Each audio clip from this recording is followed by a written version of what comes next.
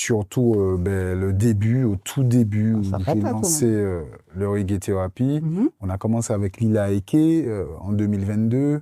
Et après, en 2023, on a commencé des petits concerts pour pouvoir préparer le festival. En fait, le but du jeu, c'était que, Josué, festival 100% live, tu n'as jamais fait.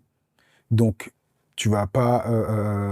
Alors que pour autant, j'en ai déjà fait des festivals, puisque en France, j'ai eu 3 discothèques, et je fais un festival en avril chaque année, depuis 10 ans maintenant, qui s'appelle le Toulouse Tropical Beach. Donc, j'ai été président d'associations antillo-guyanaises là-bas. Je fais ça depuis plus de 20 ans.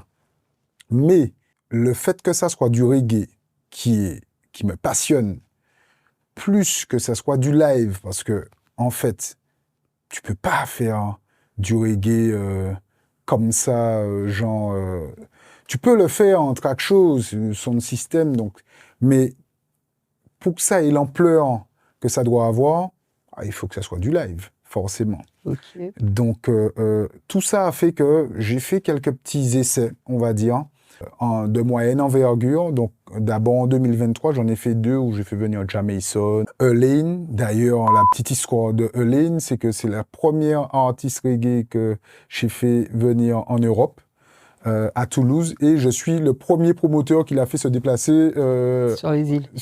en Europe. En Europe, Voilà. mais après. Mais après, sur la Martinique. Donc, elle a été super contente qu'on rebosse ensemble, etc. Mais après, il y a le constat financier. C'est que le reggae, c'est vrai que c'est difficile au niveau finance d'arriver à atteindre un seuil de rentabilité certain. Tous les événements que j'ai faits en reggae jusqu'à maintenant n'ont pas du tout été rentables. Et personnellement, et voilà, tu vois, ton visage, tout le monde me dit, mais c'est pas possible, t'as du monde dans le stade, etc. Comment tu fais pour pas être rentable? Non, surtout pourquoi tu continues. Ah oui, alors ça aussi, on m'a posé cette question, et moi-même, je me suis posé la question. Alors, pour la petite histoire, en 2023, j'ai perdu énormément. Il y a beaucoup de choses dans ma vie personnelle qui ont dû être mis en stand-by.